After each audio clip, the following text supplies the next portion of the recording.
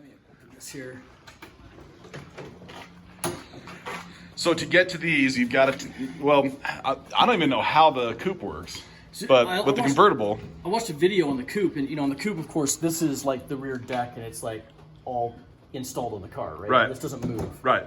So with this one, on a coupe, they're telling you to take this grill off and come up underneath. Okay. And just unscrew some screws there.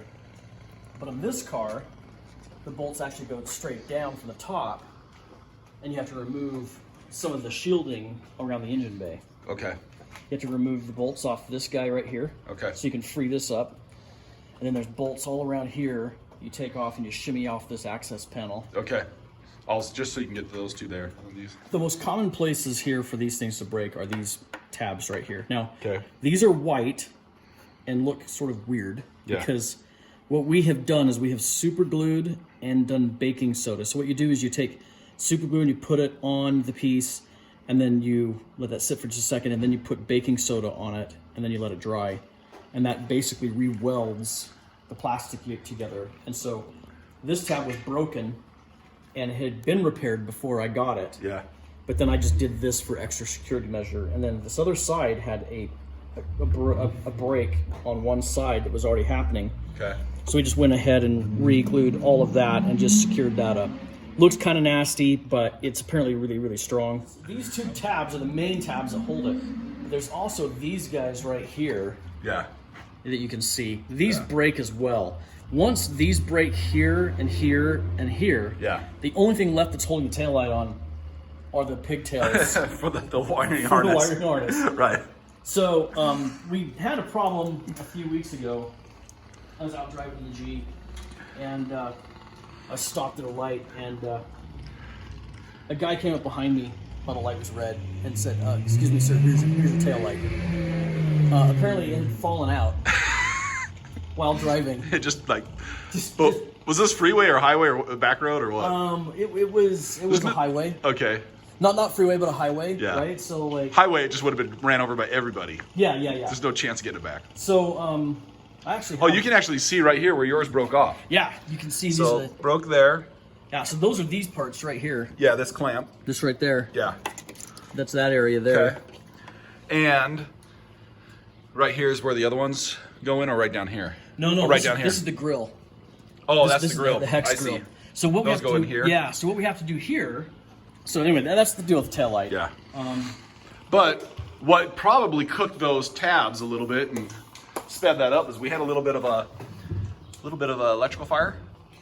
Yeah. So this right here. That shouldn't be charged on the inside. The heat shield's a little bit cooked, and the back of the taillight lens on that side had some charring.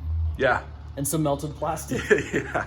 And we looked at the wiring harness more closely and discovered that we had an electrical short on the bulb that is right here. Yeah. On this side. And so it was slowly cooking the inside. That heat shield is to protect the lamp from the exhaust from below, not protect your car from a shorted out bulb. Yeah, the reality is it gets so hot back here. I swear you could cook a pizza on this thing. Oh yeah. But this heat shield here on the bottom and on the back side is what protects, the only thing that protects this taillight. All of this is open. All that gets really hot because there's really the exhaust right there, right? Exactly. So it's there to keep that from cooking. Yes. But it cooked from the inside. Yeah. A little bit unexpected.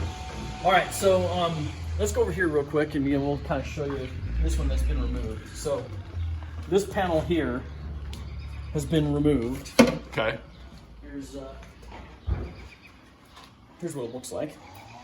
Yeah. So you're just removing a screw here, one there, and one here. Okay. And then this slips in underneath and then a screw goes down there. But that just kind of jimmies. You just undo these 3 screws off of this air intake. Yeah.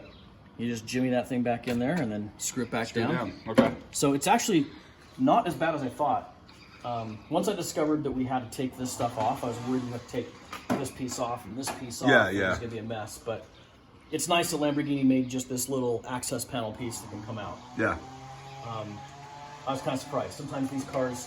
Do we thank Audi for that design, I think? Probably, because if it had been an earlier Lamborghini, it probably would have been an engine out service. Right. That's my thought. So, kind of saved this over here, this side over here, so that we could show you what it looks like installed. Yeah.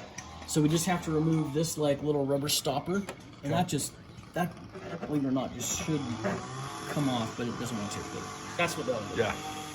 These screws come out. That just gives you the ability to flex on this tube here. Yeah, and be able to just flop it out of the way. Remove that, then we've got access to put the new lamp in. Pretty much it. All right.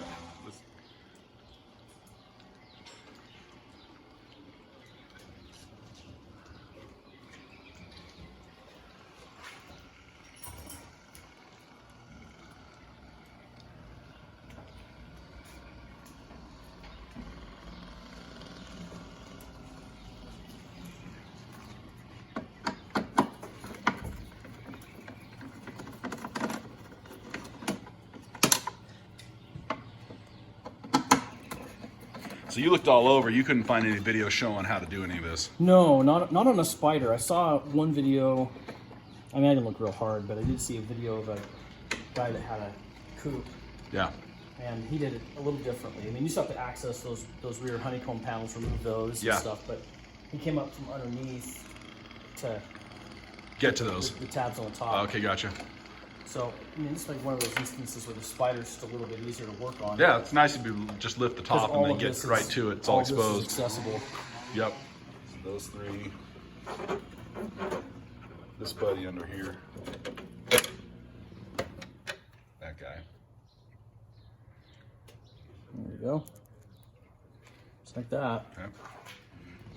So now that you kind of see them in a little bit, your last ones were like smoked. What do you think of the going back to the retro? You know, solid red. I like the red. I think it adds a nice little candy color to it. I think had the car originally come that way, I would have preferred it. But you know, I didn't complain that it was smoked. It wasn't terrible. Yeah.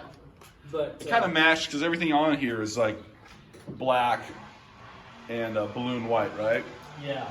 It's everything's blacked out.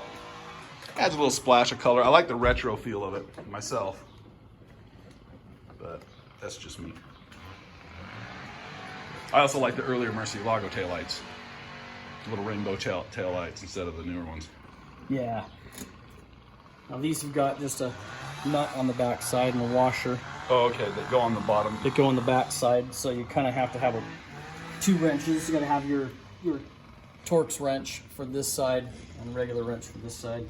But at least by pulling that grate, you got a ton of room under there. I mean, yeah, like it's actually easy to work on. Yeah, it's actually a lot more comfortable than I expected it to be.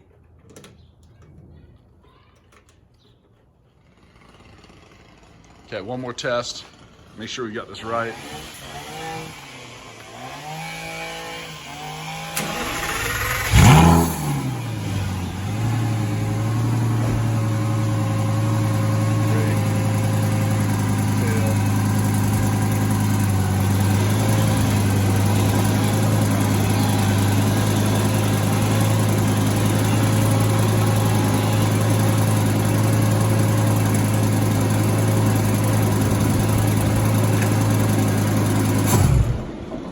You got blinker?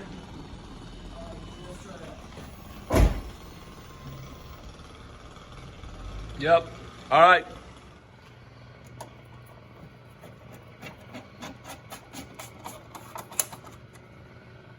All right, so those shields are all in place now.